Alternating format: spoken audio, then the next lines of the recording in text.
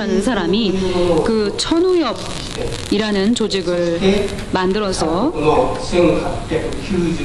1894년에 발생한 한국에서 발생한 동학혁명, 그 동학농민운동에 참여를 하게 되는 그런 그 조직이 되는데요. 이것은 천우엽이라고 해서 하늘이 돕는 사나이들이라는 그런 그 뜻이 되겠습니다만은 그런 천우엽이라는 조직을 조직하게 됩니다.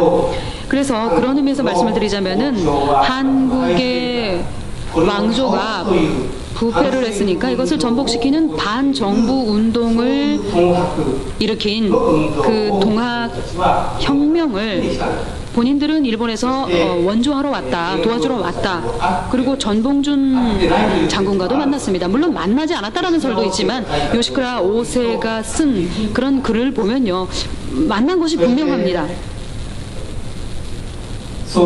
네, 그리고 그러한 계급의 타파와 보국안민, 또 인권 신장 이런 것들을 내세웠어요. 동학은 그 전라도에서 난을 일으켰습니다. 네, 그것이 그 메이지 27년도에 일어난 일인데요. 그러니까 1894년도에 일어나는 일인데요. 그리고 불과 7년 후에 도야마시 계통의 우치다 료해, 그때는 27살의 젊은 청년이었는데 그들을 중심으로 해서 메이지 34년에, 그러니까 1901년이죠. 이때에 흥룡회라는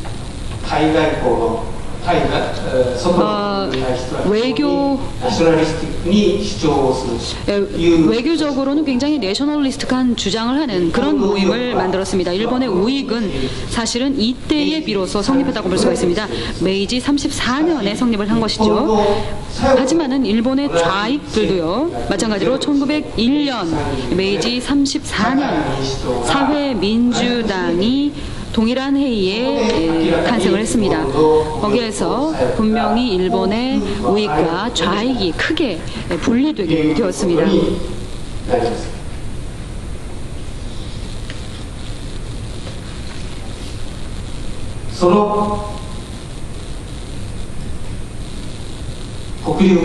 그 흥룡회라는 것은요, 네, 사실은 아무르강에서 그 이름을 따온 건데요. 전후 일본의 점령하에서 그 미국을 비롯한 어떤 연합군의 점령하에서 블랙 드래곤이라는 이름으로 불렸습니다. 그래서 블랙 드래곤이라는 아주 극우 조직이었었죠. 그래서 극우 조직으로서 굉장히 탄압을 받아서 해산을 명령을 받았습니다. 하지만은 그 우치다 료헤이는 특별히 그 아시아를 군사적으로 지배한다라는 그런 생각을 하고 이 조직을 출범시킨 것은 아닙니다. 아시아의 부흥을 지향한다는 아시아적인 사고, 이런 것들을 하고 있었죠. 이것을 하기 위해서는 한일 합방이 필요하고 또 대등한 그런 병합이 필요하다라는 그런 주장을 했었던 것입니다.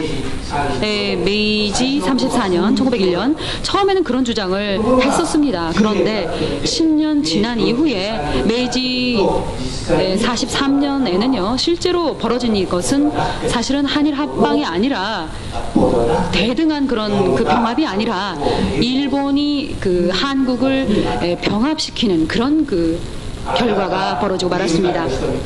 그래서 흥룡회 사람들, 또 현양사 사람들은 그런 것들을 생각했던 것이 아니다.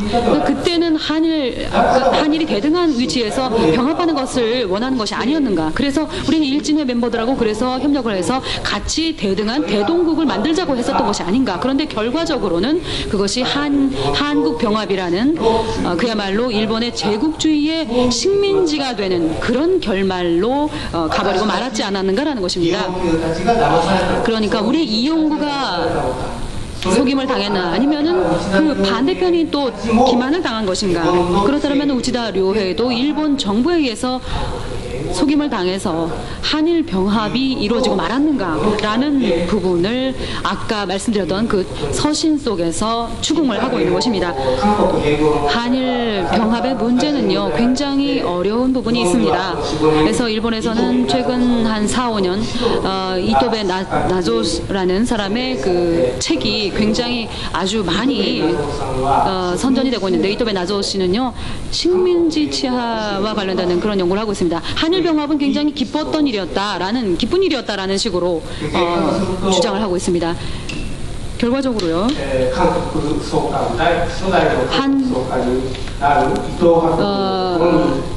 이토 히로부미한테 가서요, 초대 그 이동 방문이 그 한국 통감이었죠. 그래서 기술자, 뭐 또 박사, 또 문화적인 그런 관련자들을 파견을 해서 한국을 일본화시키는 그런 역할을 좀 하도록 해달라라고 주장을 했습니다. 그런데 한국에서 그 굉장히 많은 사람들이 싫어했던 그 이토 히로부미는 그렇지 않다. 한국에는 한국의 역사가 있고 독자적인 문화가 있다.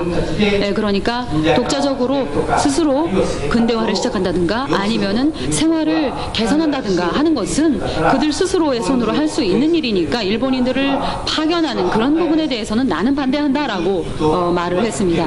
이토 히로부미가요. 저는 이토 히로부미가 이토베 이나조보다는 훨씬 더 식견이 높았다고 생각을 하고 있습니다. 예, 그러니까 그 무사도를 쓴 이토베라는 사람을 전면적으로 그것을 지지하는 것은 좋지 않다라고까지 저는 생각하고 있습니다. 그건 그렇고요. 결과적으로 우지다 료해 일행 등을 중심으로 해서 이 일진회가 한일 그 병합운동에 손을 빌려주게 되는 것입니다. 결과적으로 누가 기만을 당했는지 알 수 없지만은 한일 병합이라는 그런 사건이 이루어지고 말았다라는 것입니다. 이것을 굉장히 그 실망감을 갖고 있었던 이용구는요, 이런 얘기들을 들으면 이런 얘기를 듣고 우지다 료해는 눈물을 흘리면서 정말 미안하다, 우리도 그런 결과가 벌어질 줄은 생각을 못했다라는 그런 발언을 했습니다. 실제로 그런 말을 했습니다. 네, 그러니까 일본의 우익 그리고 뭐 내셔널리스트들은요, 반드시 어떤 방조적인 그런 어떤 그 제국주의를 강조했던 것이 아니다, 이런 식의 어떤 하나의 증거가 될지도 모른다고 생각합니다. 우지다 료해와 관련된 얘기는 이 정도로 끝내고요. 우지다 료해와 함께 그 천우협 조직에 가담을 했던 사람 중에 한 명이 또 요시쿠라 오세라는 사람이 있습니다. 일본 내셔널리즘의 또 하나의 측면, 침략 정책을 취하지 않는 내셔널리스트적인 측면, 이 부분을 생각해보고자 합니다. 요시쿠라 오세는 부산에서 부산 무역신문이라는 신문사의 사장을 맡고 있었습니다. 그때 그 천우협이라는 조직에 가담을 하게 된 것입니다.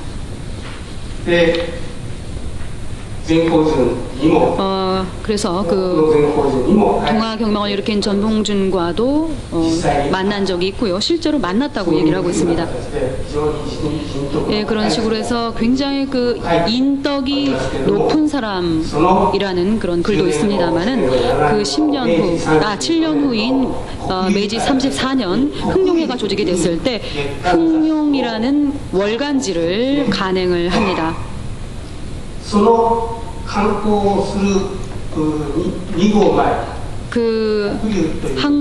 간행을 하기 이전에요, 그 흥룡이라는 이름만으로 개간지를 만들기 이전에요, 그 잡지가 미리 나왔는데요. 2호째까지가 나왔습니다. 그리고 나서 또 흥룡을 만들고서 3호째가 나왔는데요. 아까 말씀을 드렸던 그 설악제라는 인물이 있었는데요.